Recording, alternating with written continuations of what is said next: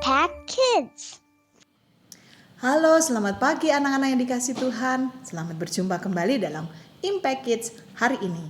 Nah, hari ini kita masih melanjutkan pelajaran kita dari kitab Yosua. Nah, bicara tentang kitab Yosua, kita dapat melihat bagaimana Tuhan terus berkarya di antara umatnya dengan caranya, dengan kuasanya yang luar biasa. Dan hari ini kita tiba pada pasal yang ke-6 dalam kitab Yosua. Semua sudah siap melanjutkan pelajaran kita hari ini? Mari kita berdoa terlebih dahulu. Tuhan Yesus yang baik, terima kasih untuk hari ini. Kau beri kesempatan kepada kami untuk kami kembali mendengarkan Impact Kids di hari yang indah, hari yang baru yang Tuhan beri. Kiranya Tuhan yang memimpin dan memberkati kami saat kami mempelajari firman-Mu bersama-sama. Dalam nama Tuhan Yesus Kristus, kami berdoa dan kami bersyukur. Amin. Anak-anak yang dikasih Tuhan, pernah gak kita mengalami satu keadaan yang sangat sulit, yang secara akal manusia kita melihat bahwa itu satu kemustahilan, sesuatu yang tidak mungkin kita lakukan. Ya, pada masa itu kalau kita melihat dalam pasal yang ke-6 melanjutkan pembacaan kita dari kitab Yosua, kita tahu bahwa Yeriko itu telah menutup pintu gerbangnya dan kota itu menyelimuti dirinya dengan sebuah benteng yang sangat tebal dan kuat yang mustahil ditembus oleh orang Israel. Dan kita tahu bahwa pada masa itu belum ada senjata-senjata yang canggih seperti pada saat ini ya, dengan teknologi yang hebat, misalnya dari jauh kita bisa hancurkan tembok itu. Zaman itu belum ada. Namun mereka memiliki sesuatu yang luar biasa, yaitu janji Tuhan yang mereka miliki, di mana Allah berfirman bahwa Yeriko akan diserahkan kepada bangsa Israel melalui Yosua. Kalau kita baca di dalam ayat yang kedua, Tuhan berkata kepada Yosua, berfirmanlah Tuhan kepada Yosua, ketahuilah aku serahkan ke tanganmu Yeriko ini beserta rajanya dan pahlawan-pahlawannya yang gagah perkasa. Luar biasa bukan? Itulah yang dimiliki oleh bangsa Israel. Senjata yang ampuh, yaitu kuasa Tuhan yang menyertai mereka.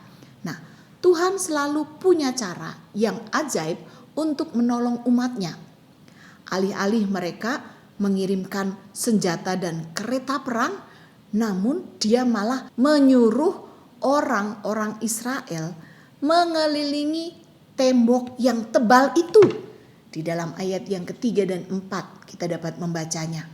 Kemudian di situ kita bisa melihat bahwa kata Tuhan kepada Yosua, pada hari pertama sampai ke-6 mereka cukup mengelilingi 1 kali saja. Tetapi pada hari yang ke-7 mereka harus mengelilingi sebanyak 7 kali. Ya. Dan pada saat yang ke-7 itu mereka harus bersorak. Dan itu yang mereka lakukan. Ya. Sehingga akhirnya apa yang terjadi kemudian?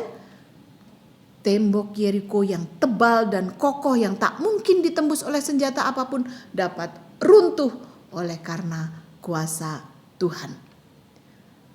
Nah, anak-anak yang dikasih Tuhan, Allah sendiri yang menyerahkan kota itu kepada bangsa Israel di bawah kepemimpinan Yosua.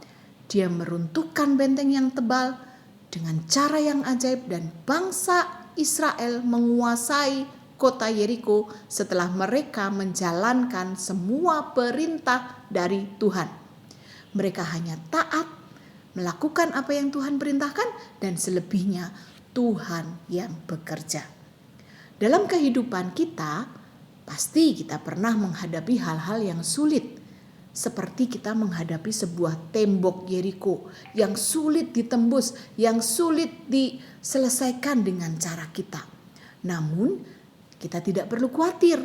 Kita punya Allah yang perkasa yang kuasanya dari dulu, sekarang, dan sampai selama-lamanya. Kuasa Tuhan tetap, dan kita hanya perlu untuk mempercayai Dia dan menaati Dia dalam segala jalan dan firman-Nya. Seberat apapun persoalan hidup kita, mari percayalah kepada Tuhan dalam seluruh kehidupanmu. Persoalan yang kamu hadapi seberat apapun, Tuhan sanggup menolongmu. Mari kita serahkan hidup kita kepada Tuhan dengan segala pergumulan kita dan persoalan-persoalan kita dalam hidup kita sehari-hari. Mungkin juga persoalan-persoalan keluarga kita, persoalan-persoalan teman-teman kita, saudara-saudara kita. Mari kita serahkan kepada Tuhan. Bagi kita yang menghadapi kemustahilan, tetaplah percaya bahwa Allah sanggup bekerja dengan caranya. Mari kita berdoa. Terima kasih Tuhan untuk firman-Mu hari ini. Mengingatkan kami betapa dahsyat, betapa hebat kuasa-Mu ya Tuhan. Dari dahulu sampai selama-lamanya. Kami mau belajar untuk kami tetap percaya kepada Engkau. Bahwa kuasa-Mu nyata dalam hidup kami. Ketika kami menghadapi berbagai macam persoalan, kami mau belajar menaruh harap hanya kepadamu. Kami mengingat Tuhan buat saudara-saudara kami yang sedang sakit. Kiranya Tuhan Kau yang menjamah mereka. Kami berdoa buat Oma Lince, kami berdoa buat pemulihan Nidia, kami berdoa buat pemulihan dan kesembuhan Bapak Alrensius. Kami berdoa juga untuk buat pemulihan Ibu Jenny Buntaran.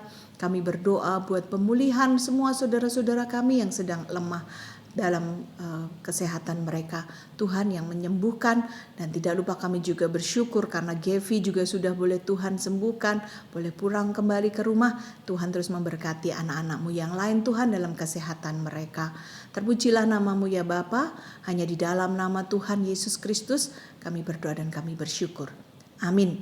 Sampai bertemu kembali dalam Impact Kids selanjutnya. Jangan lupa ikut sekolah Injil liburan yang kurang beberapa hari saja di Gereja Baptis Pertama tanggal 28 sampai 2 Juli. 28 Juni sampai 2 Juli. Ya, catat dan daftarkan diri kamu, jangan ketinggalan. Tuhan Yesus memberkati.